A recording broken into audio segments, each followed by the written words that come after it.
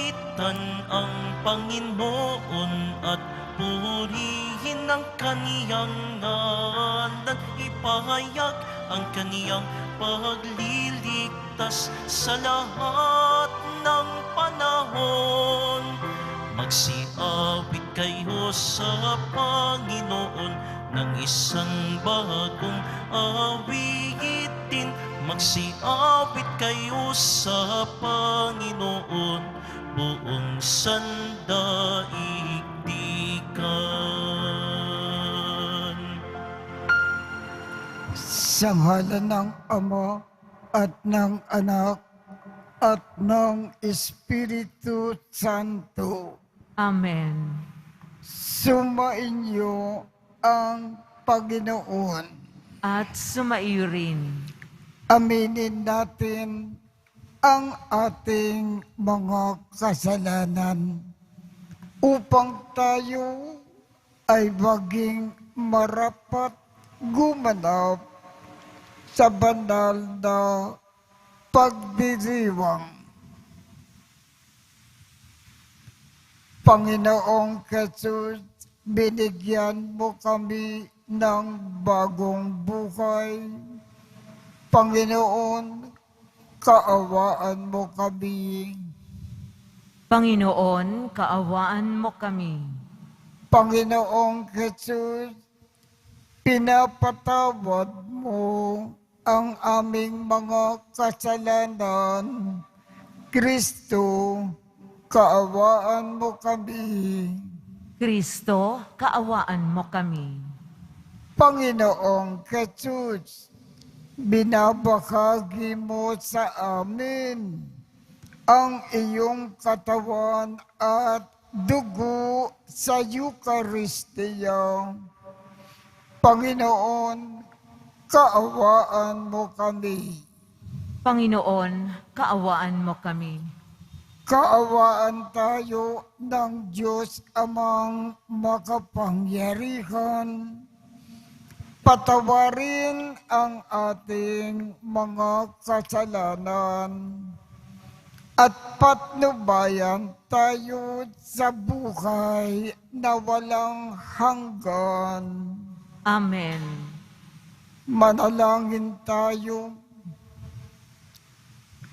Ama naming makapangyarihan, kami nawa ay magkaroon ng pitagan at pagmamakal para aming magawang sambahin ang ngalan mo, sapagkat sa mga pinatatag sa iyong pag-ibig, ikaw ay walang pinababayaan na masadlak sa ligalig. Inilulukog namin ito sa pamamagitan ni Jesucristo kasama ng Espiritu Santo magpasawalang hanggan. Amen. Magsiupo po muna ang lahat. Pagbasa mula sa ikalawang aklat ng mga hari. Noong mga araw na iyon, nilusob ni Haring Salmanasar ng Assyria ang Samaria at 3 taon itong kinubkob. Nang ikasiyam na taon ng paghahari ni Oseas, ang Samaria ay sinakop ni Haring Salmanasar ng Assyria. Dilanan niyang bihag ang mga Israelita at ikinalat sa hala ng Habor o ilog ng Gozan at sa mga lungsod ng Medos. Nangyari ito sa mga Israelita sapagkat nagkasala sila sa Panginoon na nag-alis sa kanila sa Ehipto sa pagpapahirap sa kanila ng Haring Faraon. Sila'y naglingkod sa ibang Diyos at nakiayon sa kaugalian ng mga taong itinaboy ng Panginoon mula sa lupaing sinakop nila. Bukod dito, sumunod sila sa mga kaugaliang itinatag ng mga hari ng Israel. Dahil sa kasamaan nilang ito, ang Israel at ang Huda ay binalaan ng Panginoon sa pamamagitan ng mga propeta. Ganito ang ipinasabi niya, "Talikdan ninyo ang inyong mga kasamaan at mamuhay ayon sa kautosang ibinigay ko sa inyong mga ninuno sa pamamagitan ng mga propeta." Ngunit hindi nila ito pinansin. Sa halip, nagmatigas sila tulad ng kanilang mga ninuno na hindi nanalig sa Panginoong nilang Diyos. Ipinagwalang bahala nila ang kautusan, ang pakikipagtipan ng Panginoon sa kanilang mga ninuno at ang babala nila sa kanila. Kaya itinaboy silang lahat mula sa kanyang kaharapan, liban sa lipi ni Huda. Ang salita ng Diyos. Salamat sa Diyos. Poon kami ay sagipin, kaawaan at kupkupin. Poon kami ay sagipin, kaawaan at kupkupin. Kami iyong itinakwil, O Diyos, kami ay nilupig. Kami sana'y balikan mo kung ikaw man ay nagalit. Poon kami ay sagipin, kaawaan at kupkupin. Yaong lupang sinaktan mo'y nanginginig sa lupain. Bago lubos na mawasak, gamutin mo't pagalingin. Labis na ang paghihirap nitong iyong mga lingkod. Lasing kamit langong-lango sa alak na iyong dulot. Poon kami ay sagipin, kaawaan at kupkupin. Itinakwil mo ba kami? Kami ba ay iniwan na? Paano ang hukbo namin? Sino ngayon ang sasama? O Diyos, kami tulungan mo laban sa aming kaaway, pagkat ang tulong ng tao ay wala ng kabuluhan. Poon kami ay sagipin, kaawaan at kupkupin. Tumayo po ang lahat.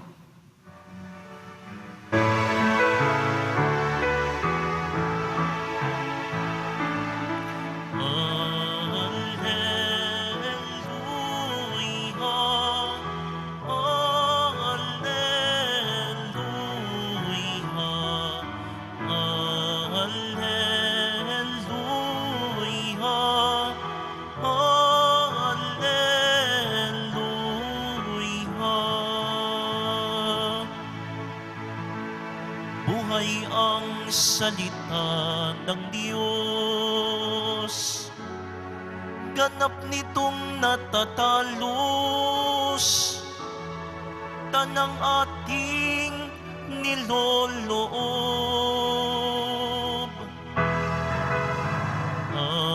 Alleluia, Alleluia.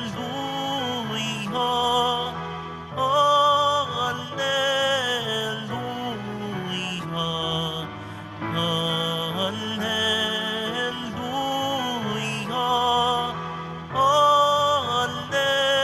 Alleluia.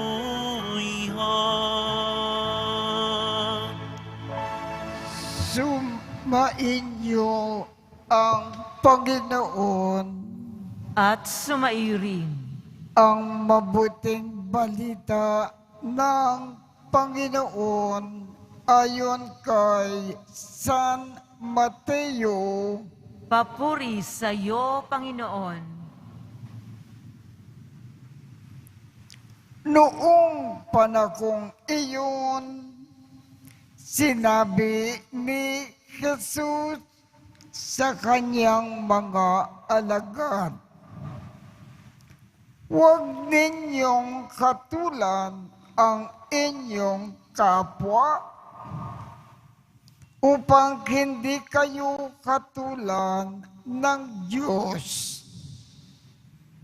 Sapagkat hakatulan kayo ng Diyos ayon sa hatol na inikakatol ninyo sa iba.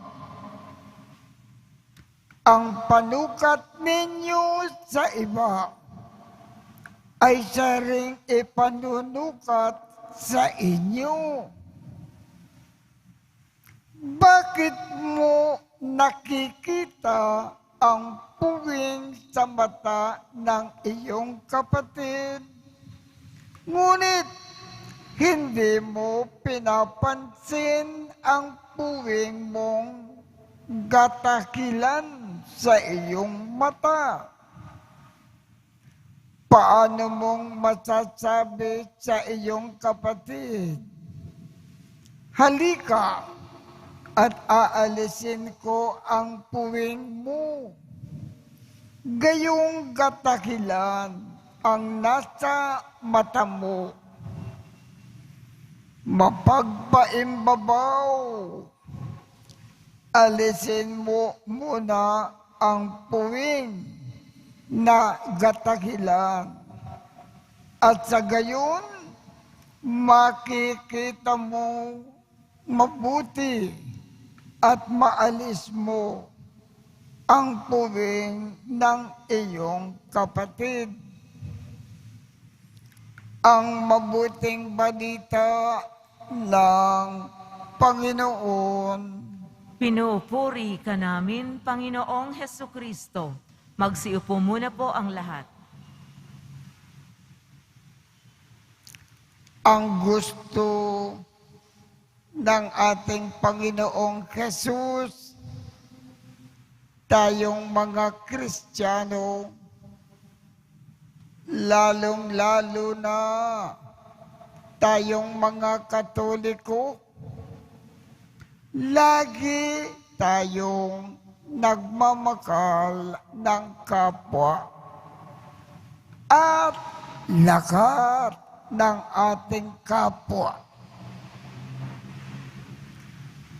Ang isang palatandaan na mahal natin ang ating kapwa, hindi natin siya kinakatulan, hindi natin siya hinuhusgahan, hindi natin siya pinupuna. Anumang pagkakamali ang ginagawa ng ating kapwa, inuunawa natin, iniintindi natin. At siya ay ating pinagbibigyan ng paumanhin. At lagi natin siyang pinapatawad. Yan ang isang palatandaan na mahal natin ang ating kapwa.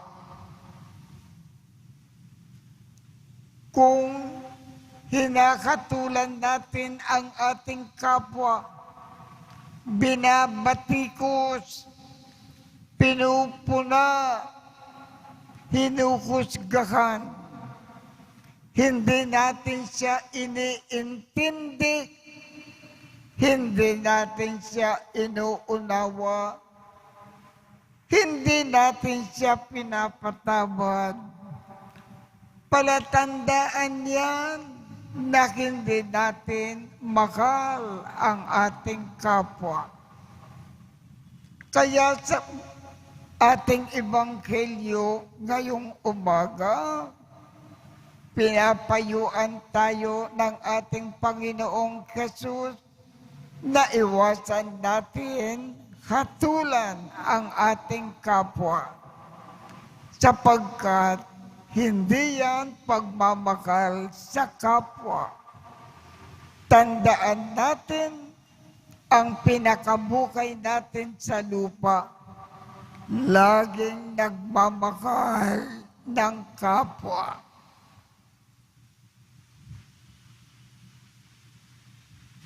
Tumayo po ang lahat.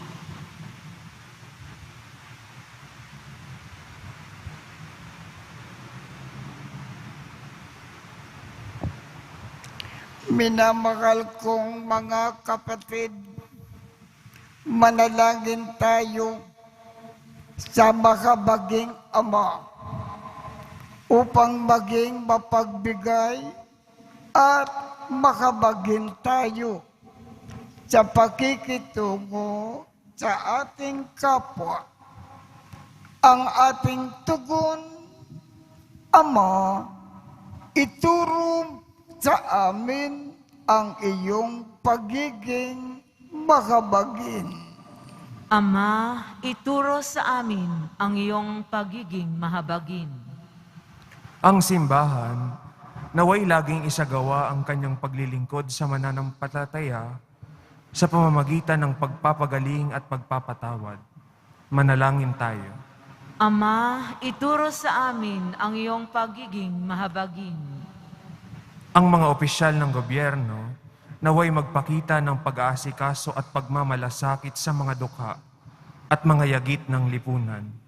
Manalangin tayo. Ama, ituro sa amin ang iyong pagiging mahabagin. Ang ating sariling pagkakamali, naway makita natin at maiwasan ang humusga sa pagkukulang ng iba. Manalangin tayo. Ama, ituro sa amin ang iyong pagiging mahabagin. Ang mga may sakit at mga nalulumbay at mga may kapansanan, naway makatagpo ng lakas at kagalingan. Manalangin tayo. Ama, ituro sa amin ang iyong pagiging mahabagin. Ang ating mga mahal na kamag-anak at kaibigang yumao, naway tumanggap ng kapayapaan at walang hanggang kaligayahan. Manalangin tayo. Ama, ituro sa amin ang iyong pagiging mahabagin.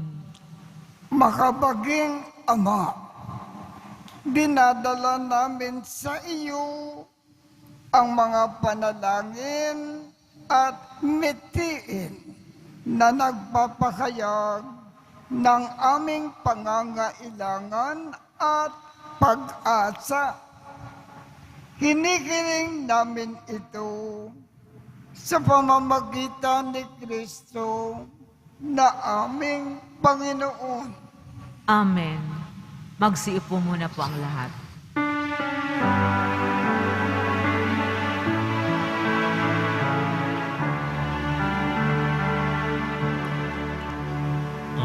Ating alay na alak at tinapay mula sa ating ani sa lupain ng Diyos nating mahal, na siya na rin nagdulot na tayo'y may maihain sa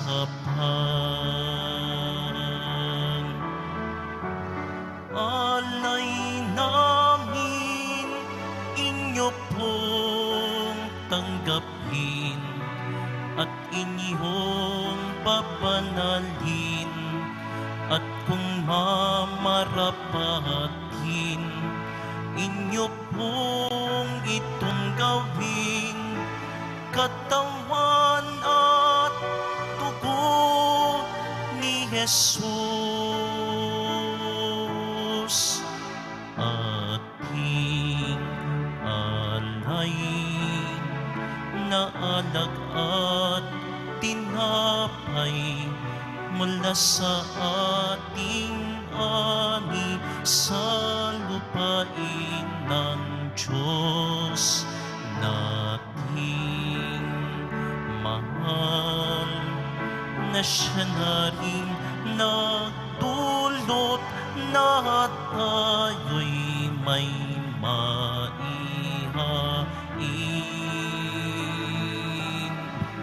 sa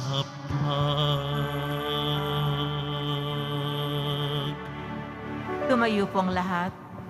Manalangin kayo upang ang pag-aakin natin ay kalugdan ng Diyos amang makapangyarihan. Tanggapin nawa ng Panginoon itong paghahain sa iyong mga kamay sa kapurihan niya at karangalan, sa ating kapakinabangan at sa buong sambayanan niyang banal. Ama naming lumikha, tanggapin mo ang aming pag-aakin ng papuri sa iyong kabutikan sa amin. Sa dulot nawa nitong kadalisayan, kami nawa ay makapag-alay ng iyong kinalulugdan sa pamamagitan ni Jesu Kristo, kasama ng Espiritu Santo, magpasawalang hanggan. Amen. Sumainyo ang Panginoon. At sumairin. Itaas sa Diyos ang inyong puso at diwa. Itinaas na namin sa Panginoon. Pasalamatan natin ang Panginoong ating Diyos. Marapat na siya ay pasalamatan. Ama naming makapangyarihan, tunay ngang marapat na ikaw ay aming pasalamatan. Sa iyong paglingap at kaganda kang loob, ang tao ay nilikha mo at pinangangasiwa sa sansinuko. Sa kagad mo na siya ay iwastong lubos, siya ay pinagdusa mo sa kanyang pagtalikod. Sa iyong paggiliw, iyong ipinakintulot na makabalik siya sa pamamagitan ni Kristo Jesus. Kaya kaisa ng mga anghel na nagsisiawit ng papuri sa iyo nang walang humpay sa kalangitan. Kami ay nagbubunyi sa iyong kadakilaan. Santo, Santo, Santo, Panginoong Diyos ng mga hukbo, napupuno ang langit at lupa ng kadakilaan mo, o sana sa kaitaasan. Pinagpala ang naparirito sa ngalan ng Panginoon, o sana sa kaitaasan. Magsiluhod po ang lahat. Ama naming banal, ikaw ang bukal ng tanang kabanalan. Kaya sa pamamagitan ng iyong Espiritu, gawin mong banal ang mga kaloob na ito upang para sa amin ay maging katawan at dugo ng aming Panginoong Jesucristo. Bago niya pinagtiis ang kusang loob na maging handog, hinawakan niya ang tinapay, pinasalamatan kanya, pinaghati-hati niya iyon, iniabot sa kanyang mga alagad at sinabi, tanggapin ninyong lakat ito at kanin. Ito ang aking katawan na ikahandog para sa inyo.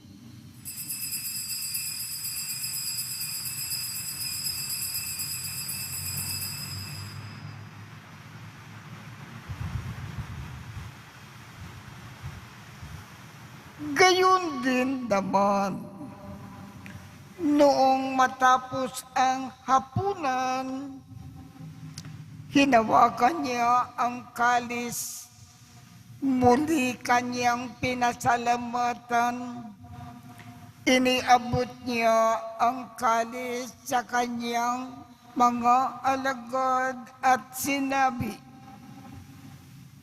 tanggapin ninyong lakat ito at inumin.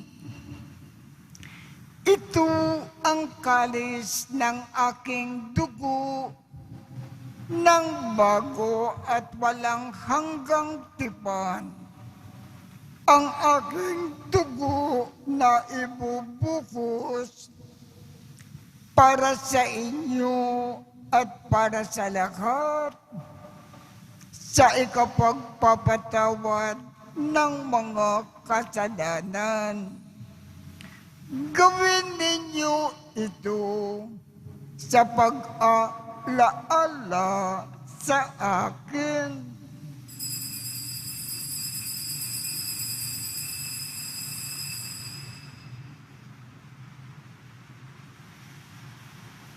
Tumayo po ang lahat. Ipagbunyi natin ang misteryo ng pananampalataya. Si Kristo'y namatay, si Kristo'y nabuhay, si Kristo'y babalik sa wakas ng panahon. Ama, ginagawa namin ngayon ang pag-aalala sa pagkamatay at muling pagkabuhay ng iyong anak. Kaya't iniaalay namin sa iyo ang tinapay na nagbibigay buhay at ang kalis na nagkakaloob ng kaligtasan. Kami ay nagpapasalamat dahil kami ay iyong minarapat na tumayo sa harap mo para maglingkod sa iyo. Isinasamo namin kaming magsasalo-salo sa katawan at dugo ni Kristo ay mabuklod sa pagkakaisa sa pamamagitan ng Espiritu Santo. Ama, lingapin mo ang iyong simbahang laganap sa buong daigdig. Puspusin mo kami sa pag-ibig. Kaisa ni Francisco, aming Papa, Jose, aming Obispo, at ng Tanang Kaparian. Alalakanin mo rin ang mga kapatid naming nakimlay nang may pag-asa na sila ay muling mabubuhay. Gayon din ang lakat ng mga pumanaw. Kaawaan mo sila at patuloyin sa iyong kaliwanagan. Kaawaan mo at pagindapatin kaming lakat na makasalo sa iyong buhay na walang wakas. Kaisa ng mahal na Birhen Maria na ina ng Diyos, ng kabiyak ng puso niyang si San Jose, kaisa ng mga apostol at ng lakat ng mga banal na namukay dito sa daigdig ng kalugod-lugod sa iyo.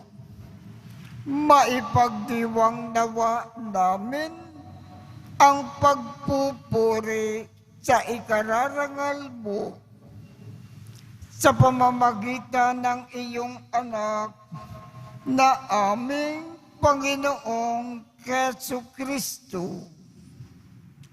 Sa pamamagitan ni Kristo, kasama niya at sa Kanya, ang lakat ng parangal at papuri ay sa iyo, Diyos Amang makapangyarihan, kasama ng Espiritu Santo, magpasawalang hanggan. Amen.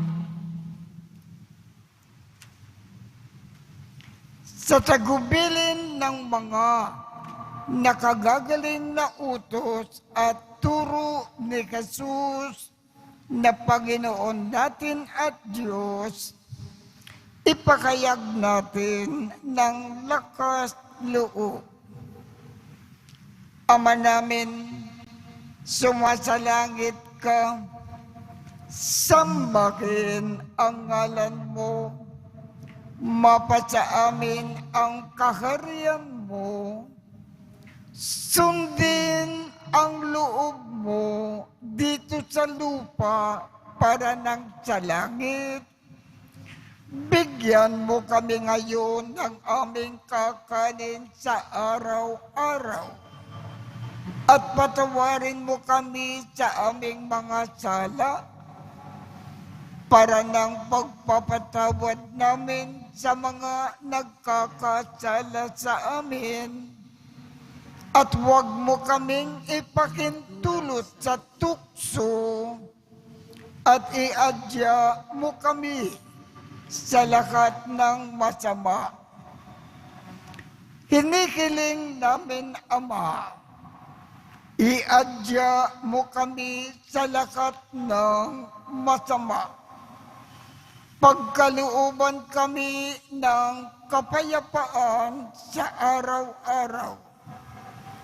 Iligtas sa kasalanan at ilayo sa lahat ng kapahamakan, samantalang aming pinananabikan ang dakilang araw ng pagpapakayag ng tagapagligtas naming si Jesu Kristo. Sapagkat iyo ang kaharian at ang kapangyarihan at ang kapurihan magpakailanman. Amen.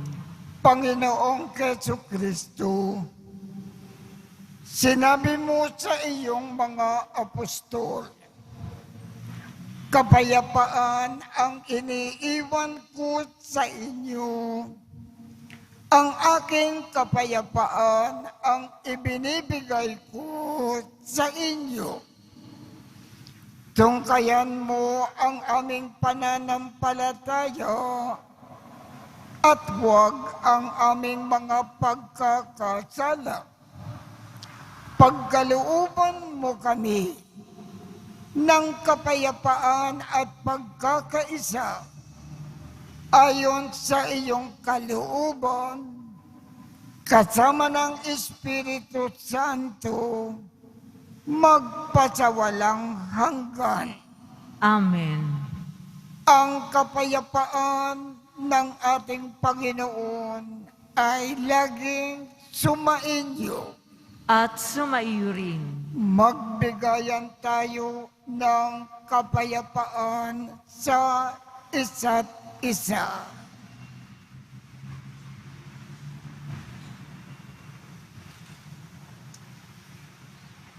Kordero ng Diyos na nag-aalis ng mga kasalanan ng sanlibutan, maawa ka sa amin.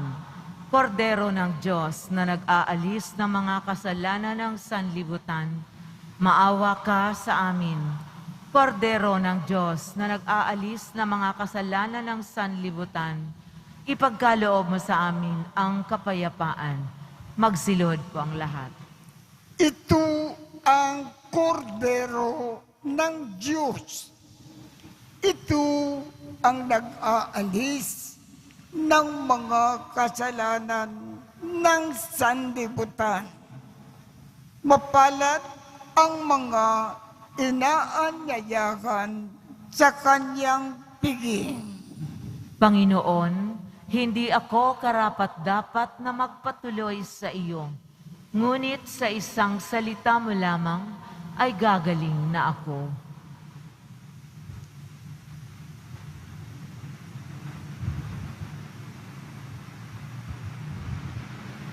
Katawan ni Kristo. Amen.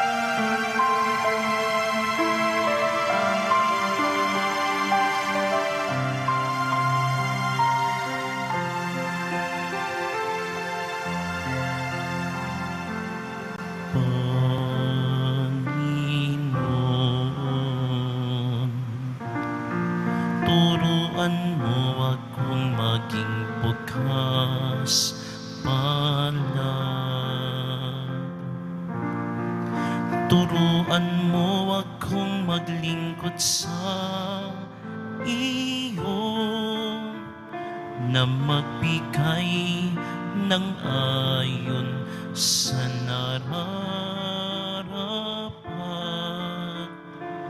na walang hinihintay mula sa'yo, na makibakang di inaalintana,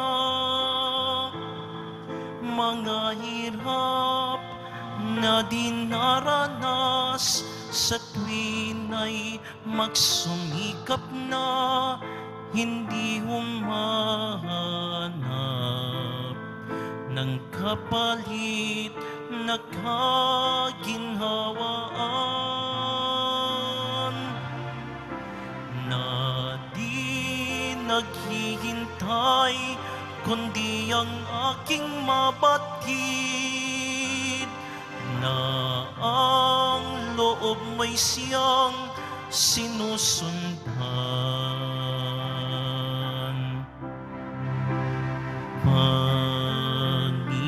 Panginoon, turuan mo akong maging bukas palad. Turuan mo akong maglingkod sa iyo, na magbigay ng ayon sa nararapat, na walang hinihintay mula sa'yo. Mayo na po ang lahat.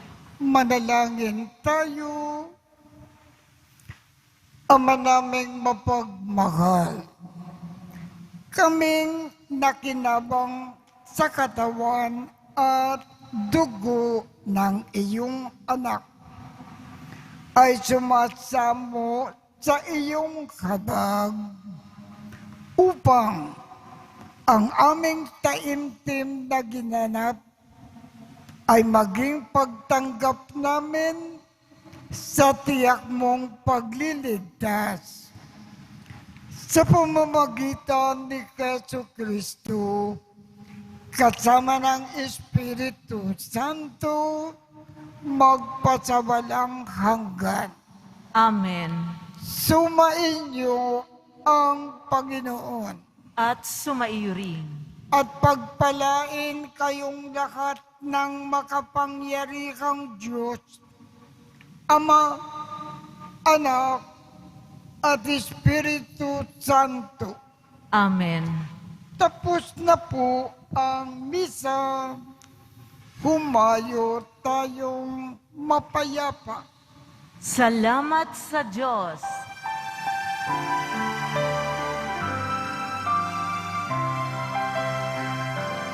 Nuestro Padre Jesus Nazareno, sinasamba ka namin,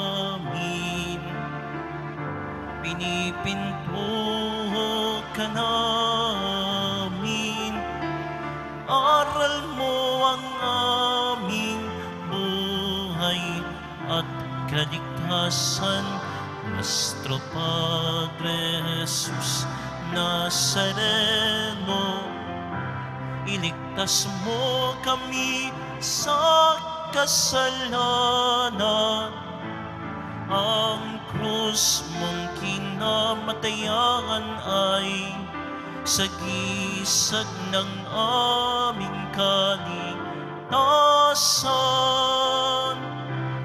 Nuestro Padre Jesus Nazareno, dinarangal ka namin.